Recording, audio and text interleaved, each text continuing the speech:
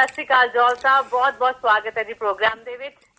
ਜੀ ਮਿਹਰਬਾਨੀ। ਦੇਖੋ ਹਾਲ ਚਾਲ ਤੇ ਹੁਣ ਜਦੋਂ ਕਹ ਲਓ ਵੀ ਸਿੱਖ ਹੈਰੀਟੇਜ ਮੰਥ ਹੋਵੇ, ਖਾਲਸਾ ਸਾਜਨਾ ਦਿਵਸ ਭਾਵੇਂ ਲੰਘ ਗਿਆ, ਭਾਵੇਂ ਖਾਲਸੇ ਵਾਸਤੇ ਤਾਂ ਪਰ ਅਪ੍ਰੈਲ ਮਹੀਨਾ ਸਾਰਾ ਹੀ ਖਾਸ ਤੌਰ ਤੇ ਕੈਨੇਡਾ ਦੀ ਧਰਤੀ ਤੇ ਇਹ ਸਿੱਖ ਹੈਰੀਟੇਜ ਮੰਥ ਹੋਣ ਕਰਕੇ ਖਾਲਸਾ ਨੂੰ ਸਮਰਪਿਤ ਹੈ। ਔਰ ਇਹਦੇ ਨਾਲ ਹੀ ਫਿਰ ਆਪਾਂ ਦੇਖ ਰਹੇ ਹਾਂ ਵੀ ਜਿੱਥੇ ਹੁਣ ਮੇਲੇ ਤੀਆਂ ਦੀ ਗੱਲ ਤੁਸੀਂ ਕਰਦੇ ਹੋ, ਬਾਕੀ ਇਸ ਤੋਂ ਪਹਿਲਾਂ ਕੀਰਤਨ ਦਰਬਾਰ ਕਹਿ ਲਓ ਵੀ ਨਗਰ ਕੀਰਤਨ ਦੇ ਰੂਪ 'ਚ ਹੁੰਦਾ ਸੀ ਪ੍ਰੋਗਰਾਮ ਸਾਲਾਨਾ। ਉਸ ਤੋਂ ਬਾਅਦ ਫਿਰ ਇੱਥੇ ਮਾਲਟਨ ਦੇ ਵਿੱਚ ਨਗਰ ਕੀਰਤਨ ਆ ਜਾਏਗਾ। ਮਨਦੀਪ ਜੀ, ਕੁੱਲ ਮਿਲਾ ਕੇ ਇਹ ਆ ਜੀ ਫਿਰ ਜਿੱਥੇ ਇਹ ਸਿੱਖ ਹੈਰੀਟੇਜ ਮੰਥ ਹੁੰਦਾ ਇਹਦੇ ਨਾਲ ਹੀ, ਪਰ ਇੱਥੇ ਸਾਡੇ ਓਨਟੈਰੀਓ 'ਚ ਕਹਿ ਲਓ ਜਾਂ ਟੋਰੋਂਟੋ ਏਰੀਆ 'ਚ ਕਹਿ ਲਓ ਵੀ ਅਪੀਲ ਕਰਨੀ ਪੈਂਦੀ ਭੈਣ ਭਰਾਵਾਂ ਨੂੰ। ਡਰੱਗ ਅਵੇਅਰਨੈਸ ਸੁਸਾਇਟੀ ਦੇ ਵੱਲੋਂ ਵੀ ਖਾਸ ਤੌਰ ਤੇ ਵੀ ਇਸ ਮਹੀਨੇ ਦੇ ਦੌਰਾਨ ਘੱਟੋ ਘੱਟ ਆਪਾਂ ਸ਼ਰਾਬ ਨਾ ਪੀਏ, ਕੋਈ ਨਸ਼ਾ ਨਾ ਖਾਈਏ ਜੀ। ਸੋ ਇਹ ਜਾਣੀ ਇੱਕ ਤਰੀਕੇ ਦੇ ਨਾਲ ਜਿੱਥੇ ਖਾਲਸਾ ਸਾਜਨਾ ਦਿਵਸ ਹੁੰਦਾ ਹੈ, ਕਹ ਲਓ ਵੀ ਹਰ ਸਾਲ ਦੇ ਅਪ੍ਰੈਲ ਮਹੀਨੇ 'ਚ ਮਨਾਇਆ ਜਾਂਦਾ, ਪਰ ਵੀ ਉਸ ਮਹੀਨੇ ਦੇ ਦੌਰਾਨ ਹੀ ਘੱਟੋ ਘੱਟ ਅਸੀਂ ਸ਼ਰਾਬ ਨਾ ਪੀਏ, ਅਸੀਂ ਕੋਈ ਨਸ਼ਾ ਨਾ ਕਰੀਏ ਖਾਈਏ। ਇਹ ਜਾਣੀ ਡਰੱਗ ਅਵੇਅਰਨੈਸ ਸੁਸਾਇਟੀ ਤਰ੍ਹਾਂ ਤਰ੍ਹਾਂ ਦੇ ਪ੍ਰੋਗਰਾਮ ਅਪ੍ਰੈਲ ਮਹੀਨੇ 'ਚ ਲੈ ਕੇ ਆਉਂਦੇ ਆ ਵੀ ਘੱਟੋ ਘੱਟ ਵੱਧ ਤੋਂ ਵੱਧ ਲੋਕਾਂ ਨੂੰ ਅਪੀਲ ਕੀਤੀ ਜਾ ਸਕੇ। ਖਾਸ ਤੌਰ ਤੇ ਆਪਣੀ ਕਮਿਊਨਿਟੀ ਦੇ ਵਿੱਚ ਹੀ ਅਪੀਲ ਜ਼ਿਆਦਾ ਉਹਨਾਂ ਦੀ ਜਾਂਦੀ ਆ ਵੀ ਆਪਾਂ ਇਹ ਜਿਹੜੀਆਂ ਸ਼ਰਾਬ ਜਾਂ ਬਾਕੀ ਨਸ਼ੇ ਨਹੀਂ ਕਰਨੇ ਹੈਗੇ। ਵੀ ਇਹ ਜਿਹੜਾ ਹੁਣ ਵੀ ਸਾਡੀ ਕਮਿਊਨਿਟੀ ਦੇ ਵਿੱਚ ਅਪੀਲ ਨੈਚੁਰਲੀ ਵੀ ਇਹ ਸਾਰਥਕ ਲੱਗਦੀ ਆ, ਕਿਉਂਕਿ ਨਹੀਂ ਤੇ ਓਨਟੈਰੀਓ ਦੇ ਵਿੱਚ LCBO ਦੇ ਅੰਕੜੇ ਚੁੱਕ ਕੇ ਦੇਖ ਲਓ ਵੀ ਸਭ ਤੋਂ ਜ਼ਿਆਦਾ ਸ਼ਰਾਬ ਕਿੱਥੇ ਵਿਕਦੀ ਆ, ਜਾਂ ਫਿਰ ਬਰੈਂਪਟਨ ਦੇ ਵਿੱਚ ਜਿਹੜੇ ਸ਼ਰਾਬ ਦੇ ਠੇਕੇ ਆ ਜਾਂ ਸ਼ਰਾਬ ਦੇ ਸਟੋਰ ਆ ਉਹਨਾਂ ਦੇ ਬਾਹਰ ਕਿਤੇ ਸਵੇਰੇ ਸ਼ਾਮ ਜਾ ਕੇ ਦੇਖ ਲਿਓ ਵੀ ਕਿੱਦਾਂ ਦੇ ਲੋਕ ਲਾਈਨਾਂ ਲਾਉਂਦੇ ਆ ਉੱਥੇ, ਹਨਾ। ਵੀ ਇੱਕ ਪਾਸੇ ਜਾਣੀ ਆਪਾਂ ਖਾਲਸਾ ਵੀ ਕਹਾਉਂਦੇ ਆ, ਇੱਕ ਪਾਸੇ ਆਪਾਂ ਜਾਣੀ ਕਹਾਉਂਦੇ ਆ ਵੀ ਅਸੀਂ ਗੁਰੂ ਸਾਹਿਬ ਦੇ ਨਾਲ ਹੀ, ਪਰ ਨਾਲ ਹੀ ਫਿਰ ਅਸੀਂ ਜਾਣੀ ਕਿ ਇਹ ਮਦਰਕਾ ਵਗੈਰਾ ਹਟਦੇ ਨਹੀਂ ਆ। ਘਰਾਂ ਦੇ ਵਿੱਚ ਮਿੰਨੀ ਆਪਾਂ 12 ਖੋਲੀਆਂ ਹੋਈਆਂ ਨੇ, ਮਿੰਨੀ ਠੇਕੇ ਖੋਲੇ ਹੋਏ ਨੇ, ਨਾਲ ਆਸ ਕਰਦੇ ਆ ਵੀ ਬੱਚੇ ਨਸ਼ਈ ਨਾ ਹੋਣ, ਵੀ ਜਿਹੜੇ ਜਾਣੀ ਕਿ ਆਪ ਉੱਥੇ ਪਰੋਸ ਕੇ ਤਰ੍ਹਾਂ ਤਰ੍ਹਾਂ ਦੀਆਂ ਆਪਾਂ ਬੇਸਮੈਂਟ ਦੇ ਵਿੱਚ ਉਹਨਾਂ ਕਹਿ ਲਓ ਵੀ ਸ਼ਿੰਗਾਰਿਆ ਹੋਇਆ ਮਿੰਨੀ ਠੇਕਾ ਆਸ ਕੱਲ ਹੀ ਕਰਦੇ ਪਏ ਨਿਆਣੇ ਨਾ ਪੀਣ, ਹਨਾ। ਕਈ ਵਾਰੀ ਨਾ ਇਹ ਹੋ ਜਾਂਦਾ ਜੀ ਇੱਕ ਦੋ ਪੈਗ ਨਾਲ ਕੁਛ ਨਹੀਂ ਹੁੰਦਾ ਮਨਦੀਪ। ਪਰ ਪ੍ਰੋਫੈਸਰ ਇੱਥੇ ਰਾਜਾ ਸਿੰਘ ਜੀ ਆ, ਉਹਨਾਂ ਨਾਲ ਅਸੀਂ ਗੱਲਬਾਤ ਕਰਕੇ ਪੁੱਛਿਆ ਸੀ ਇਸੇ ਹੀ ਪ੍ਰੋਗਰਾਮ ਦੇ ਵਿੱਚ ਪਈ ਜੀ ਵੀ ਇਹ ਸ੍ਰੀ ਗੁਰੂ ਗ੍ਰੰਥ ਸਾਹਿਬ ਜੀ ਦੀ ਬਾਣੀ ਨੂੰ ਆਪਾਂ ਮੱਥਾ ਟੇਕਦੇ ਹਾਂ ਤੇ ਜਿਹੜੇ ਲੋਕ ਜਾਣੀ ਇਸ ਬਾਣੀ ਨੂੰ ਮੱਥਾ ਟੇਕਦਿਆਂ ਕਹੀ ਜਾਂਦੇ ਆ, ਹੁਣ ਤੇ ਕਹੀ ਜਾਂਦੀਆਂ ਵੀ ਬਥੇਰੀਆਂ ਹੋਣਗੀਆਂ ਵੈਸੇ ਕਿਉਂਕਿ ਫੜ ਹੁੰਦੀਆਂ ਸ਼ਰਾਬ ਪੀ ਕੇ ਗੱਡੀ ਚਲਾਉਂਦੀਆਂ, ਪਈ ਜੀ ਇਹ ਇੱਕ ਦੋ ਪੈਗ ਨਾਲ ਕੁਛ ਨਹੀਂ ਹੁੰਦਾ। ਵੀ ਤੁਸੀਂ ਦੱਸੋਗੇ ਜਰਾ ਕਿ ਵੀ ਸ੍ਰੀ ਗੁਰੂ ਗ੍ਰੰਥ ਸਾਹਿਬ ਜੀ ਦੀ ਬਾਣੀ ਦੇ ਅਨੁਸਾਰ ਕਿੰਨੇ ਪੈਗ ਅਲਾਊਡ ਆ? ਇੱਕ ਅਲਾਊਡ ਆ ਕਿ ਜਾਂ ਦੋ ਅਲਾਊਡ ਆ ਕਿ ਜਾਂ ਕਿੰਨੇ ਪੀਤੇ ਜਾ ਸਕਦੇ ਆ ਜੀ, ਹਨਾ। ਤੇ ਉਹਨਾਂ ਨੇ ਜਾਣੀ ਕਿ ਪ੍ਰੋਫੈਸਰ ਰਾਜਾ ਸਿੰਘ ਇੱਥੇ ਹੀ ਨੇ ਬਰੈਂਪਟਨ 'ਚ, ਉਹਨਾਂ ਨੂੰ ਮਿਲਿਆ ਜਾ ਸਕਦਾ, ਪੁੱਛਿਆ ਜਾ ਸਕਦਾ। ਬਾਕੀ ਆ ਸਾਡੇ ਕੋਲ ਜਿਹੜਾ ਇਹ ਅਸੀਂ ਗੱਲ ਬਣੀ ਪਤਾ ਨਹੀਂ ਕਿੱਥੋਂ ਹੋਈ ਆ ਵੀ ਇੱਕ ਦੋ ਪੈਗਾਂ ਨਾਲ ਕੁਛ ਨਹੀਂ ਹੁੰਦਾ। ਕਿੰਨੇ ਪੈਗ ਅਲਾਊਡ ਆ ਜੀ ਬਾਣੀ ਦੇ ਮੁਤਾਬਕ? ਤੇ ਜਿਹੜੇ ਕਿ ਜਾਣੀ ਫਿਰ ਇਹ ਬਾਣੀ ਦੇ ਮਾਹਰ ਆ ਉਹ ਇਹ ਦੱਸਦੇ ਆ ਮਨਦੀਪ ਜੀ ਵੀ ਬਾਣੀ ਦੇ ਅਨੁਸਾਰ ਇੱਕ ਵੀ ਨਹੀਂ ਪੈਗ ਅਲਾਊਡ। ਅੱਛਾ, ਹੁਣ ਇੱਕ ਪੈਗ ਦੀ ਵੀ ਮਾਤਰਾ ਆਪਾਂ ਆਪੇ ਹੀ ਰੱਖੀ ਹੋਈ ਆ ਵੀ ਇੱਕ ਪੈਗ ਦਾ ਵੀ ਉਹ ਕਿੱਡਾ ਕੁ ਹੁੰਦਾ, ਹਨਾ ਜੀ। ਉਹ ਤੇ ਜਿੱਡਾ ਕੁ ਆਪਣਾ ਮਨ ਕਰੇ ਓਡਾ ਬਣਾ ਲਈਦਾ, ਪਰ ਬਾਣੀ ਦੇ ਅਨੁਸਾਰ ਜਾਣੀ ਇੱਕ ਪੈਗ ਦਾ ਮਤਲਬ ਇੱਥੇ ਵੀ ਇੱਕ ਤੁਪਕਾ ਵੀ ਨਹੀਂ ਅਲਾਊਡ। ਹੁਣ ਗੁਰਬਾਣੀ ਦੇ ਮੁਤਾਬਕ ਕੀ ਅਲਾਊਡ ਹੈ? ਗੁਰਬਾਣੀ ਦੇ ਮੁਤਾਬਕ ਇੰਨਾ ਕੀ ਅਲਾਊਡ ਆ ਵੀ ਨਾਮ ਖੁਮਾਰੀ ਨਾਨਕਾ ਚੜੀ ਰਹੇ ਦਿਨ ਰਾਤ, ਉਹਦੇ ਵਿੱਚ ਹੀ ਆ ਸਭ ਕੁਛ। ਹੁਣ ਏਦਾਂ ਜਾਣੀ ਕਰਦਿਆਂ ਫਿਰ ਆਪਾਂ ਸਵੇਰੇ ਸ਼ਾਮ ਜਾਣੀ ਕਿ ਡਰਾਮੇ ਵੀ ਆ ਵੀ ਇੱਕ ਦੋ ਪੈਗਾਂ ਨਾਲ ਕੁਛ ਨਹੀਂ ਹੁੰਦਾ, ਨਾਲ ਅਸੀਂ ਬਾਣੀ ਨੂੰ ਮੱਥਾ ਟੇਕਦੇ ਆ ਉਸ ਬਾਣੀ ਦੇ ਸੰਦੇਸ਼ ਦੇ ਮੁਤਾਬਕ। ਜੀ ਮਨਦੀਪ ਜੀ ਆਪਣਾ ਜੀਵਨ ਹੀ ਨਹੀਂ ਸਿਰਜਿਆ, ਮੈਨੂੰ ਨਹੀਂ ਸਮਝ ਆਈ ਵੀ ਆਪਾਂ ਮੱਥਾ ਕਦ ਲਈ ਟੇਕ ਰਹੇ ਆ, ਨੱਕ ਕਦ ਲਈ ਰਗੜ ਰਹੇ ਆ ਜਦੋਂ ਮੰਨਣਾ ਹੀ ਨਹੀਂ ਹੈ।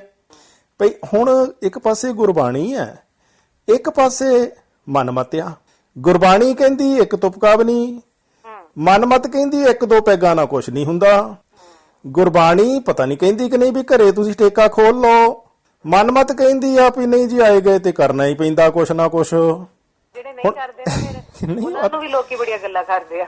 ਅਸੀਂ ਬੈਠੇ ਤੁਹਾਡੇ ਸਾਹਮਣੇ, ਨਹੀਂ ਕੀਤਾ ਸਾਰੀ ਉਮਰ। ਇਹ ਜਦੋਂ ਮਰਜੀ ਕੋਈ ਭੈਣ ਭਰਾ ਰੈਂਡਮਲੀ ਵੀ ਆ ਜਾਏ, ਦੋ ਤਿੰਨ ਚੀਜ਼ਾਂ ਕਦੇ ਨਹੀਂ ਮਿਲਣੀਆਂ। ਕੋਈ ਸ਼ਰਾਬ ਨਹੀਂ ਮਿਲਣੀ ਜੀ, ਕੋਈ ਨਸ਼ਾ ਨਹੀਂ ਮਿਲਣਾ ਜੀ, ਕੋਈ ਤੁਹਾਨੂੰ ਮੀਟ ਨਹੀਂ ਮਿਲਣਾ ਜੀ, ਬਿਲਕੁਲ ਸਾਰਾ ਸਾਲ ਇਹਨਾਂ ਚੀਜ਼ਾਂ ਤੋਂ ਤੁਸੀਂ ਰਹਿਤ ਰਹੋ ਤੇ ਕਿਆ ਜੀਵਨ ਹੈ ਮਨਦੀਪ ਦੀ। ਸਾਰੀ ਧਰਤੀ ਦੇਖੀ ਹੈ, ਜੋ ਇਸ ਕੋਨੇ ਤੇ ਜਾਣਾ ਚਾਹੁੰਦੇ ਸੀ ਸਭ ਕੁਝ ਕਰ ਲਿਆ, ਪੂਰੀ ਤਸੱਲੀ ਆ। ਨਾ ਸਾਨੂੰ ਕਿਸੇ ਨੇ ਕਦੀ ਪੜਾਈ ਆ ਤੇ ਨਾ ਅਸੀਂ ਕਿਸੇ ਨੂੰ ਪੜਾਈ ਆ। ਔਰ ਕੁਛ ਵੀ ਨਹੀਂ ਹੋਇਆ। ਹਾਂਜੀ ਮੈਨੂੰ ਨਹੀਂ ਸਮਝ ਆਈ ਵੀ ਸਾਰੀ ਉਮਰ ਡਕਾਰ ਕੇ ਇੱਕ ਦੋ ਪੈਗ ਦੇ ਬਹਾਨਿਆਂ ਦੇ ਨਾਲ ਜਾਨੀ ਪ੍ਰਾਪਤੀ ਕੀ ਹੋਈ ਆ ਜੀਵਨ 'ਚ। ਸਾਡੇ ਨਾਲੋਂ ਵੱਧ ਕਿਹੜੇ ਅਸਮਾਨ 'ਚੋਂ ਤਾਰੇ ਤੋੜ ਲਏ ਭਾਈ? ਬਿਲਕੁਲ ਬਿਲਕੁਲ। ਉਹ ਪੀਣ ਵਾਲੇ ਲੋਕਾਂ ਨੇ ਕਿਹੜੇ ਅੰਬਰਾਂ 'ਚੋਂ ਤਾਰੇ ਤੋੜੇ ਆ ਜਿਹੜੇ ਅਸੀਂ ਨਹੀਂ ਤੋੜ ਸਕੇ? ਦੱਸਿਆ ਤੇ ਜਾਵੇ। ਸੋ ਇਸ ਕਰਕੇ ਇਹ ਜਿਹੜੀਆਂ ਗੱਲਾਂ ਮੈਨੂੰ ਕਿਸੇ ਨੇ ਪੜਾਤੀ, ਡਰਾਮੇ ਕਰਦੇ ਆ ਆਪਾਂ। ਅਸੀਂ ਸਾਰੀ ਦੁਨੀਆ 'ਚ ਗਏ ਆ, ਅੱਜ ਵੀ ਜਾਂਦੇ ਆ, ਸਾਨੂੰ ਨਹੀਂ ਕਿਸੇ ਨੇ ਪੜਾਈ। ਕਿਉਂ ਨਹੀਂ ਪੜਾਈ? ਕਿਉਂਕਿ ਅਸੀਂ ਪੀਣੀ ਨਹੀਂ ਸੀ। ਕੋਈ ਕਿਸੇ ਨੂੰ ਢਾ ਕੇ ਨਹੀਂ ਪਿਲਾਉਂਦਾ ਜੀ। ਇਹ ਅਸੀਂ ਆਪਣੇ ਹੀ ਸੋਹਣੇ ਹੱਥਾਂ ਨਾਲ ਚੁੱਕ ਕੇ ਗਲਾਸੀ ਮੂੰਹ ਨੂੰ ਆਪ ਲਾਉਨੇ ਆ ਜੀ, ਨਾਲ ਬਹਾਨੇ ਘੜਦੇ ਆ ਜਾਂ ਘੜਦੀਆਂ ਵੀ ਹੋਣਗੀਆਂ ਅੱਜ ਕੱਲ।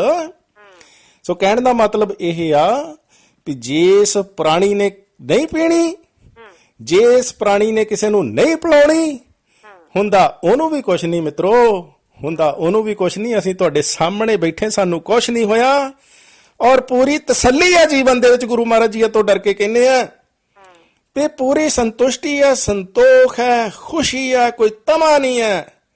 ਪੂਰੀ ਤਸੱਲੀ ਨਾਲ ਬੈਠੇ ਆ ਤੇ ਨਹੀਂ ਸਮਝ ਲੱਗਦੀ ਵੀ ਜੇ ਨਹੀਂ ਪੀਤੀ ਜਾਂ ਨਹੀਂ ਪੜਾਈ ਤੇ ਇਸ ਗੱਲੋਂ ਪਿੱਛੇ ਰਹਿ ਗਏ। ਸਾਡੇ ਨਾਲ ਉਹ ਫਲਾਨਾ ਜਾਂ ਫਲਾਨੀ ਨਾਰਾਜ਼ ਹੋ ਗਿਆ। 100 ਵਾਰੀ ਹੋ ਜਾਣ, 100 ਵਾਰੀ ਹੋ ਜਾਣ, ਹਨਾ। ਉਹ ਨਹੀਂ ਹੁੰਦਾ ਕੋਈ ਨਾਰਾਜ਼। ਤੁਹਾਨੂੰ ਕੀ ਲੱਗਦਾ ਵੀ ਸਾਡੇ ਨਾਲ ਕੋਈ ਬੋਲਦਾ ਨਹੀਂ ਜੇ ਅਸੀਂ ਕੋਈ ਪੀਂਦੇ ਨਹੀਂ ਤਾਂ? ਸਾਡੇ ਨਾਲ ਕਿਸੇ ਦਾ ਕੋਈ ਮਿਲਣ ਵਰਤਨ ਨਹੀਂ ਹੈ ਜੇ ਅਸੀਂ ਕਿਸੇ ਨੂੰ ਪਿਲਾਉਂਦੇ ਨਹੀਂ ਆ ਤਾਂ?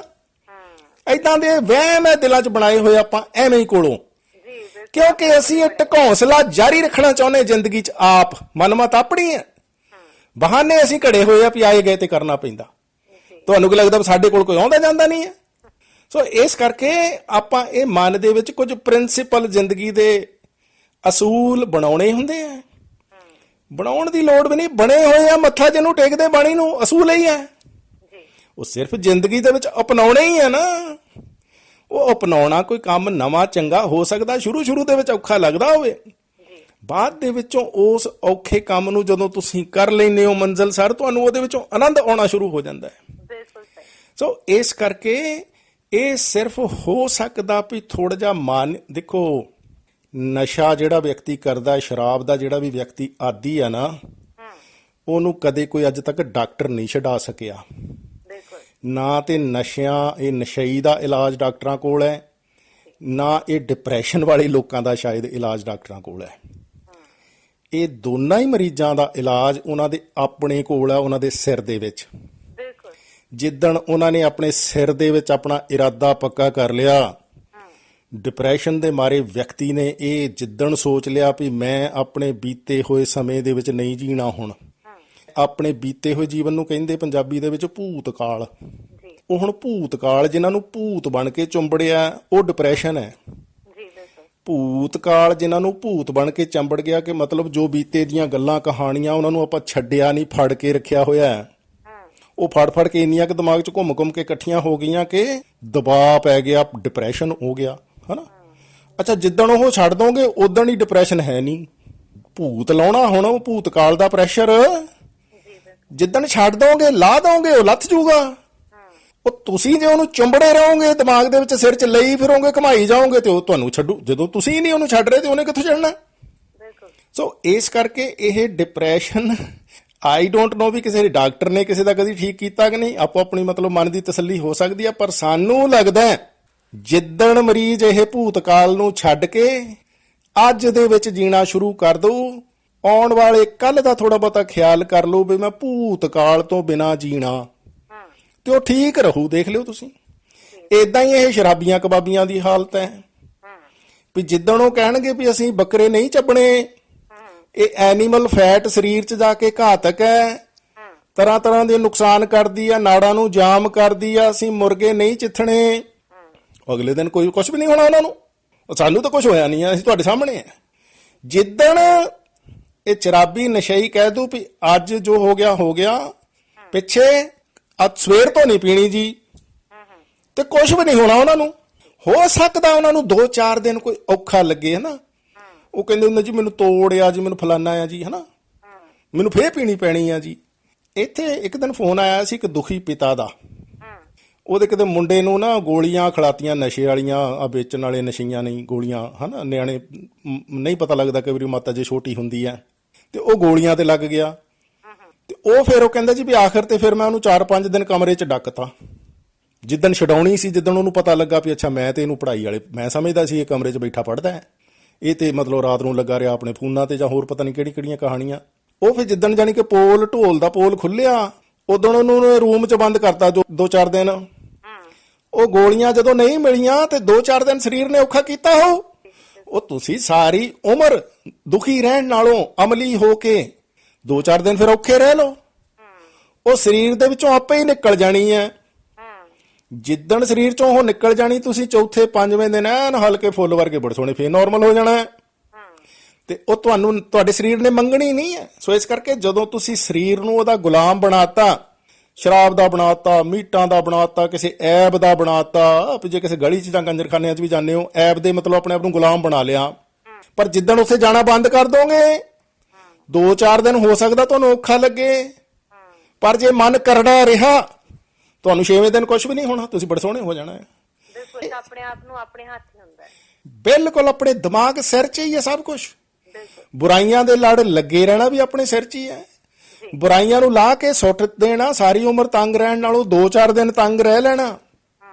ਉਹ ਮਤਲਬ 2-4 ਦਿਨ ਤੰਗ ਰਹਿ ਲੈਣਾ ਸਜ਼ਾ ਚੰਗੀ ਆ ਕਿ ਸਾਰੀ ਉਮਰ ਹੀ ਗੁਲਾਮ ਹੋ ਕੇ ਮਤਲਬ ਆਪਣੇ ਆਪ ਨੂੰ ਗਾਲ ਲੈਣਾ। ਉਹ ਇੱਕ ਭਾਈ ਸਾਹਿਬ ਇੱਥੇ ਹਸਪੀਟਲ 'ਚ ਪਏ, ਕੀ ਹੋਇਆ ਜੀ? ਕਹਿੰਦੇ ਜਿਗਰ ਦੀ ਤਕਲੀਫ ਆ ਜੀ। ਕਿੱਦਾਂ ਹੋ ਗਈ? ਉਹ ਡਾਕਟਰ ਕਹਿੰਦੇ ਜੀ ਵੀ ਅਲਕੋਹਲ ਨੇ ਜਿਗਰ ਜਿਹੜਾ ਜੀ ਵੀ ਨੁਕਸਾਨ ਕਰਤਾ। ਮਤਲਬ ਤੁਸੀਂ ਅਲਕੋਹਲ ਪੀ ਪੀ ਕੇ ਜਿਗਰ ਤਾਂ ਗਾਲੀ ਜਾ ਰਹੇ ਹੈ, ਸਰੀਰ ਤਾਂ ਗਾਲੀ ਜਾ ਰਹੇ ਹੋ। ਮਤਲਬ ਨਕਾਰਾ ਨਕੰਮੇ ਹੋ ਕੇ ਹਸਪੀਟਲ 'ਚ ਤਾਂ ਜਾ ਕੇ ਲੰਮੇ ਪੈ ਸਕਦੇ ਹੋ, ਤੇ ਇਹਨੂੰ ਛੱਡ ਕੇ ਹਲਕਾ ਫੁਲਕਾ ਚੰਗਾ ਜੀਵਨ ਨਹੀਂ ਅਸੀਂ ਜੀ ਸਕਦੇ। ਉਹ ਚੰਗਾ ਜੀਵਨ ਜਦੋਂ ਹਲਕਾ ਫੁਲਕਾ ਇਹ ਸਾਰੀਆਂ ਬਿਮਾਰੀਆਂ ਛੱਡ ਕੇ ਜੀਵਾਂਗੇ, ਅਲਕੋਹਲਾਂ, ਸ਼ਰਾਬਾਂ, ਨਸ਼ੇ, ਬੱਕਰੇ, ਗੁਰੂ ਸਾਹਿਬ ਦੀਆਂ ਅਪਾਰ ਕਿਰਪਾਵਾਂ ਆਪਣੇ ਆਪ ਹੁੰਦੀਆਂ, ਅਪਾਰ ਆਪਣੇ ਆਪ ਹੀ। ਜਿਹੜੀ ਅਸੀਂ ਬੁਰਾਈ ਦੇ ਰਾਹ ਨਾ ਜਾਣ ਦਾ ਤਹਈਆ ਮਨ 'ਚ ਕਰ ਲਾਂਗੇ ਨਾ ਮਨਦੀਪ ਜੀ, ਉਸ ਗਲੀ ਹੁਣ ਆ ਸ਼ਰਾਬ ਦੇ ਠੇਕੇ ਆਉਂਦੇ, ਤੁਹਾਨੂੰ ਕੀ ਲੱਗਦਾ ਵੀ ਸਾਡੀਆਂ ਕਾਰਾਂ ਉੱਥੋਂ ਲੰਘਦੀਆਂ ਨਹੀਂ ਹੈ? ਜਦੋਂ ਅਸੀਂ ਉੱਥੇ ਜਾਣਾ ਹੀ ਨਹੀਂ, ਸਾਨੂੰ ਸ਼ਿਕਾਇਤ ਆ ਜੀ ਵੀ ਸਰਕਾਰ ਖੋਲਦੀ ਹੈ। ਮੈਂ ਪੁੱਛਦਾ ਵੀ ਸਰਕਾਰ ਸਾਨੂੰ ਉੱਥੇ ਬੰਨ ਕੇ ਵੀ ਲੈ ਕੇ ਜਾਂਦੀ ਵੀ ਤੁਸੀਂ ਜ਼ਰੂਰ ਖਰੀਦੋ?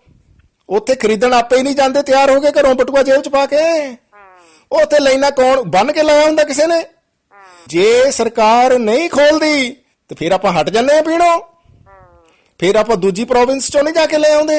ਬਿਲਕੁਲ ਜਿੱਦਾਂ ਬਿਹਾਰ ਦੇ ਵਿੱਚ ਵੀ ਹੋਇਆ, ਬਿਹਾਰ ਦੇ ਵਿੱਚ ਡਰਾਈ ਏਰੀਆ, ਪਰ ਫਿਰ ਵੀ ਉੱਥੇ ਇੰਨੇ ਲੋਕਾਂ ਦੀ ਮੌਤ ਹੋਈ ਸਿਰਫ ਤੇ ਸਿਰਫ ਸ਼ਰਾਬ ਪੀਣ ਕਰਕੇ। ਇਹ ਸ਼ਰਾਬ ਦੇ ਇਹਨੂੰ ਰੈਗੂਲੇਟ ਕਰਨ ਦਾ, ਠੇਕੇ ਖੋਲਣ ਦੀ ਜੇ ਹਿਸਟਰੀ ਕੋਈ ਪੜ੍ਹੇ, ਆਈ ਇਸ ਕਰਕੇ ਸੀ ਕਿ ਵੀ ਲੋਕ ਨਹੀਂ ਤੇ ਆਪਣੀ ਕੱਢ ਕੱਢ ਕੇ ਬੇਹਿਸਾਬੀ ਪੀ ਪੀ ਕੇ ਮਰਦੇ ਸੀ। ਮਰਦੇ ਵੀ ਸੀ, 40 ਅੱਜ ਮਰ ਗਏ ਜੀ, 11 ਅੱਜ ਮਰ ਗਏ ਜੀ, 33 ਅੱਜ ਮਰ ਗਏ ਜੀ। ਉਹ ਫਿਰ ਸਰਕਾਰ ਨੇ ਕੰਟਰੋਲ 'ਚ ਰਿਹਾ ਵੀ ਇਹਨਾਂ ਨੂੰ ਥੋੜੀ ਜਿਹੀ ਹਿਸਾਬ ਦੀ ਤਿਆਰ ਕਰਕੇ ਦਿਓ ਵੀ ਅਕਲ ਰਵੇ ਕਾਇਮ, ਹਨਾ ਵੀ ਪੀਣੀ ਕਿੰਨੀ ਕਾ ਜਾਂ ਕਿੱਦਾਂ ਹੈ। ਸ਼ਰਾਬ ਦੀ ਸ਼ੁਰੂਆਤ ਕਦੀ ਹੋਈ ਇਹਦੀ ਕੋਈ ਹਿਸਟਰੀ ਨਹੀਂ ਲੱਭਦੀ ਵੀ ਕਦੋਂ ਪੀਣੀ ਸ਼ੁਰੂ ਕੀਤੀ ਲੋਕਾਂ ਨੇ। ਇਹ ਤਾਂ ਬਾਅਦ ਵਿੱਚ ਸੁਸਾਇਟੀ 'ਚ ਜਿਉਂ-ਜਿਉਂ ਇਹ ਭੈੜ ਜਾਣੀ। ਮੇਰੀ ਗੱਲ ਸੁਣੋ, ਚੰਗੇ ਪਾਸੇ ਲਾਉਣ ਲਈ ਤੇ ਕਿਤਾਬਾਂ ਨੇ, ਗ੍ਰੰਥ ਨੇ ਤੇ ਹੋਰ ਬਹੁਤ ਕੁਛ ਹੈ। ਬੁਰੇ ਪਾਸੇ ਲਾਉਣ ਲਈ ਕੀ ਹੈ? ਆਪੇ ਲੱਗ ਜਾਂਦਾ ਵਿਅਕਤੀ, ਕੁਛ ਵੀ ਨਹੀਂ ਆ। ਸਕੂਲ ਕਾਹਦੇ ਵਾਸਤੇ ਆ? ਕਾਲਜ ਯੂਨੀਵਰਸਿਟੀਆਂ ਕਾਹਦੇ ਵਾਸਤੇ ਆ? ਚੰਗੇ ਰਾਹ ਪਾਉਣ ਵਾਸਤੇ। ਤੇ ਬੁਰੇ ਰਾਹ ਪਾਉਣ ਵਾਸਤੇ ਕਿਹੜੀ ਕਾਲਜ ਆ ਵੀ, ਕਿਹੜੀ ਯੂਨੀਵਰਸਿਟੀ ਆ, ਤੇ ਕਿਹੜਾ ਧੰਦਾ ਆ ਜਿਹੜਾ ਬੁਰਾਈਆਂ ਦਾ ਇੱਥੇ ਨਹੀਂ? ਉੱਥੋਂ ਤਾਂ ਚਲੋ ਆਪਾਂ ਆ ਗਏ ਵੀ ਸਭ ਕੁਝ ਲੁੱਟਿਆ ਗਿਆ ਜੀ, ਕਰਪਸ਼ਨ ਬਹੁਤ ਹੈ ਜੀ, ਸਾਡਾ ਵੱਸ ਨਹੀਂ ਚੱਲਦਾ। ਇੱਥੇ ਆ ਕੇ ਉਹਨਾਂ ਲੋਕਾਂ ਨੇ ਕੀ ਕੀ ਰੰਗ ਚੰਦ ਚਾੜੇ ਆ ਤੇ ਉਹ ਸਾਡੇ ਸਾਹਮਣੇ ਹੀ ਆ ਆਪਣੇ। ਜਿਹੜਾ ਡਾਕਟਰ ਸਾਨੂੰ ਇਹ ਕਹਿੰਦਾ ਵੀ 2 ਪੈਗ ਚੰਗੇ ਨੇ, ਉਹ ਸ਼ਾਇਦ ਹੋਰ ਵੀ ਬਹੁਤ ਕੁਝ ਕਹਿੰਦਾ ਹੋਵੇ, ਪਰ ਉਹਦੇ 2 ਪੈਗ ਵਾਲੀ ਗੱਲ ਆਪਾਂ ਨੂੰ ਬਹੁਤ ਜ਼ਿਆਦਾ ਚੇਤੇ ਰਹਿੰਦੀ ਆ, ਹਨਾ? ਕਿਉਂਕਿ ਸਾਨੂੰ ਪਸੰਦ ਹੁੰਦੀ ਆ ਨੇ। ਅੱਛਾ, ਤੁਹਾਨੂੰ ਕੀ ਲੱਗਦਾ ਵੀ ਹੁਣ ਜੇ ਅਸੀਂ 2 ਪੈਗ ਨਹੀਂ ਪੀਤੇ ਤੇ ਸਾਨੂੰ ਡਾਕਟਰ ਕੀ ਕਹਿੰਦਾ ਹੋਵੇ ਤੁਸੀਂ ਪੀਓ, ਤੇ ਅਸੀਂ ਪੀਣ ਲੱਗ ਗਏ? ਤੇ ਜਾਂ ਫਿਰ ਸਾਨੂੰ ਉਹ ਜਦੋਂ ਵੀ ਹੁਣ ਜਾ ਕੇ ਹਾਰਟ ਚੈੱਕ ਕਰਾ ਲੈਨੇ ਆਪਾਂ, 5-7 ਜਣੇ ਮੇਰੇ ਨਾਲ ਚੱਲੋ ਪੀਣ ਵਾਲੇ ਵੀ, ਮੇਰਾ ਹਾਰਟ ਵੀ ਚੈੱਕ ਕਰੋ ਤੇ ਉਹਨਾਂ ਭਾਈ ਸ਼ਬਦਾਂ ਵੀ ਕਰਾਓ, ਹਨਾ? ਤੇ ਅਸੀਂ ਤਾਂ ਨਹੀਂ ਪੀਤੀ ਕਦੀ ਵੀ, ਕੀ ਹੋ ਗਿਆ ਸਾਡੇ ਹਾਰਟ ਨੂੰ ਜੀ? ਇਹ ਡਰਾਮੇ ਛੱਡੀਏ, ਹਾਰਟ ਬਹੁਤ ਵਧੀਆ ਰਹਿੰਦਾ ਇਹ ਤੋਂ ਬਿਨਾਂ ਹੀ। ਹੋਰ ਬਹੁਤ ਵਧੀਆ ਤਰੀਕੇ ਹੈਗੇ ਆ ਹਾਰਟ ਨੂੰ ਹੈਲਦੀ ਰੱਖਣ ਦੇ।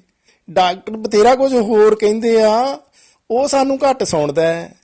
ਕਿ ਜਦੋਂ ਕੋਈ ਚੀਜ਼ ਆਪਾਂ ਸੁਣਨੀ ਨਹੀਂ, ਤੇ ਜਿਹੜੀ ਆਪਾਂ ਜਾਣੀ ਸੁਣਨਾ ਚਾਹੁੰਦੇ ਆ, ਉਹ ਜੇ ਜਾਣੀ ਕਿ ਹੁਣ ਕੋਈ ਡਾਕਟਰ ਵਰਗਾ ਕਹਿ ਦੇਵੇ ਤੇ ਸਾਨੂੰ ਆਧਾਰ ਮਿਲ ਜਾਂਦਾ ਵੀ ਡਾਕਟਰ ਨੇ ਕਿਹਾ ਸੀ। ਬਿਲਕੁਲ। ਇੱਕ ਨਾ ਮਨਦੀਪ ਕੋਈ ਕਮਲਾ ਬੰਦਾ ਸੀਗਾ, ਉਹ ਨਾ ਜਾਣੀ ਕਿ ਰੋਜ਼ ਜਾ ਕੇ ਗੁਆਂਢੀਆਂ ਦੇ ਵੜ ਜਾਂਦਾ ਸੀ ਘਰੇ। ਉਹ ਹੁਣ ਗੁਆਂਢ 'ਚ ਸਿਰਫ ਬੀਬੀਆਂ ਹੀ ਰਹਿੰਦੀਆਂ ਸੀਗੀਆਂ, ਤੇ ਇੱਕ ਦਿਨ ਉਹਨਾਂ ਨੂੰ ਬੜਾ ਗੁੱਸਾ ਆਇਆ ਵੀ ਤੂੰ ਆਪਣੇ ਘਰੇ ਨਹੀਂ ਜਾਂਦਾ, ਤੂੰ ਸਾਡੇ ਘਰੇ ਆ ਵੜਦਾ ਹੈ। ਉਹ ਕਹਿੰਦਾ ਜੀ ਮੈਂ ਪਾਗਲ ਹਾਂ ਤੇ ਮੈਨੂੰ ਪਤਾ ਨਹੀਂ ਲੱਗਦਾ ਮੈਂ ਕਿੱਧਰ ਦੇ ਵੜ ਜਾਂਦਾ, ਮੈਨੂੰ ਆਪਣੇ ਘਰ ਦਾ ਕਿ ਪਤਾ ਨਹੀਂ ਲੱਗਦਾ।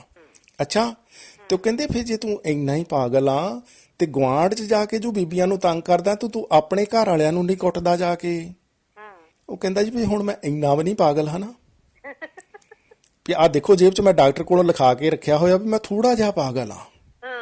ਸੋ ਕਹਿਣ ਦਾ ਮਤਲਬ ਇਹ ਆ ਵੀ ਇਹ ਮਚਲਾਪਨ ਜਿਹੜਾ ਹੁੰਦਾ ਨਾ, ਕਈ ਵਾਰੀ ਦਿਮਾਗਾਂ ਦੇ ਵਿੱਚ ਆਪਾਂ ਬਣਾਈਆਂ ਗੱਲਾਂ ਜਿਹੜੀ ਸਾਨੂੰ ਸੁਣਨੀ ਚੰਗੀ ਲੱਗਦੀ ਆ ਉਹਦੇ ਆਪਾਂ ਹਵਾਲੇ ਦੇਣਾ ਪਸੰਦ ਕਰਦੇ ਆ।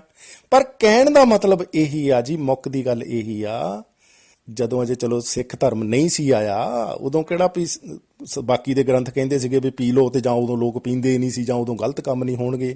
ਗਲਤ ਕੰਮ ਸੀਗੇ ਤਾਂ ਜੱਗ ਤਾਰਨ ਵਾਲੀ ਗੱਲ ਆਈ ਨਾ, ਵੀ ਗੁਰੂ ਨਾਨਕ ਦੇਵ ਜੀ ਜੱਗ ਤਾਰਨ ਆਏ ਆ, ਵੀ ਉਸ ਵੇਲੇ ਤਾਰਨ ਦੀ ਲੋੜ ਸੀ, ਮਤਲਬ ਬੁਰਾਈਆਂ ਚਰਮ ਸੀਮਾ ਤੇ ਸੀ, ਕਹਿੰਦੇ ਜੀ ਵੀ ਇਨਸਾਨ ਹੈ ਨਾ। ਅੱਛਾ, ਉਸ ਤੋਂ ਬਾਅਦ ਜੱਗ ਕਿੰਨਾ ਕੁ ਤਰਿਆ ਉਹ ਤਾਂ ਚਲੋ ਆਪਣੇ ਸਾਹਮਣੇ ਹੀ ਆ। ਹੁਣ ਜੱਗ ਕਿਉਂ ਨਹੀਂ ਤਰਿਆ ਜੇ ਗੁਰੂ ਸਾਹਿਬ ਤਾਂ ਤਾਰਨਾ ਚਾਹੁੰਦੇ ਸੀ? ਕਿਉਂਕਿ ਸ਼ਾਇਦ ਜੱਗ ਨੇ ਗੁਰੂ ਸਾਹਿਬ ਨੂੰ ਤਾਰਨ ਦਿੱਤਾ ਹੀ ਨਹੀਂ, ਤਰਿਆ ਹੀ ਨਹੀਂ ਜੱਗ। ਹੁਣ ਜੱਗ ਤਾਂ ਜਾਣੀ ਤਰਦਾ ਨਹੀਂਗਾ, ਧਰਤੀਆਂ ਬਦਲ ਕੇ ਵੀ। ਜੱਗ ਦਾ ਬੇੜਾ ਤੇ ਗਰਕ ਜਾਣੀ ਦੇਸ਼ ਬਦਲ ਕੇ ਟੈਚੀ ਚੁੱਕ ਕੇ ਖਾਲੀ ਹੱਥ ਆ ਜੇ ਫੇਰ ਵੀ ਹੋਈ ਜਾਂਦਾ। ਤੇ ਹੁਣ ਇੱਥੇ ਬਾਣੀਆਂ ਤੇ ਆਪਾਂ ਠੀਕ ਆ, ਨਾਲ ਆ ਸਾਡੇ ਅੰਗ ਸੰਗ ਹੀ ਆ, ਨਾਲ ਲੈਣ ਦੇ ਆਪਾਂ ਗ੍ਰੰਥ, ਪਰ ਕਿਸੇ ਘਰ ਦੀ ਬੇਸਮੈਂਟ ਜਾ ਕੇ ਦੇਖੋ ਵੀ ਉਹ ਗ੍ਰੰਥ ਦੇ ਮੁਤਾਬਕ ਆ, ਉਹ ਗ੍ਰੰਥ ਦੇ ਮੁਤਾਬਕ ਆ। ਸੋ ਇਸ ਕਰਕੇ ਇਹ ਆ ਵੀ ਜੋ ਕੁਝ ਆਪਾਂ ਸਿਰਾਂ 'ਚ ਚੱਕੀ ਫਿਰਦੇ ਆ ਉਹ ਸਾਡਾ ਜੀਵਨ ਹੈ। ਗੱਲ ਬੜੀ ਸਿੰਪਲ ਹੈ। ਕਈਆਂ ਨੂੰ ਲੱਗਦਾ ਜੀ ਵੀ ਅਸੀਂ ਬਹੁਤ ਕੁਝ ਖਾਂਦੇ ਆ ਪੀਂਦੇ ਆ, ਜਾਣੀ ਐਨ ਤੁੜਕਾ ਸਾੜ ਕੇ ਚੀਜ਼ਾਂ ਖਾਂਦੇ ਆ, ਮਿਰਚਾਂ ਮਸਾਲੇ ਬਹੁਤ ਖਾਂਦੇ ਆ, ਸ਼ਰਾਬਾਂ ਬਹੁਤ ਪੀਂਦੇ ਆ, ਬੱਕਰੇ ਬਹੁਤ ਚਰੂੰਡਦੇ ਆ, ਮੁਰਗੇ ਅਸੀਂ ਛੱਡਦੇ ਕੁਛ ਵੀ ਨਹੀਂ, ਤੇ ਆ ਦੇਖੋ ਸਾਨੂੰ ਕੁਛ ਵੀ ਨਹੀਂ ਹੋਇਆ। ਇੱਕ ਵਾਰੀ ਤਾਂ ਜਾ ਕੇ ਬਰੈਂਪਟਨ ਹਸਪੀਟਲ 'ਚ ਪੁੱਛਣਾ ਵੀ ਜਿਹੜੇ ਸਭ ਤੋਂ ਜ਼ਿਆਦਾ ਇਨ ਪੇਸ਼ੈਂਟ ਆ ਉਹਨਾਂ ਨੂੰ ਕੀ ਬਿਮਾਰੀ ਆ। ਇੱਕ ਤੇ ਇਹ ਕੰਮ ਕਰ ਲਈਓ। ਦੂਜਾ ਇਹ ਆ ਵੀ ਹਰ ਇੱਕ ਦੇ ਸਰੀਰ ਦੀ ਇਹ ਬੁਰਾਈਆਂ ਗੰਦਗੀਆਂ ਨੂੰ ਸਰੀਰਾਂ ਦੇ ਵਿੱਚ ਜਜ਼ਬ ਕਰਨ ਦੀ, ਜਰਨ ਦੀ, ਰਿਕਵਰ ਕਰਨ ਦੀ ਇੱਕ ਸਮਰੱਥਾ ਹੁੰਦੀ ਆ।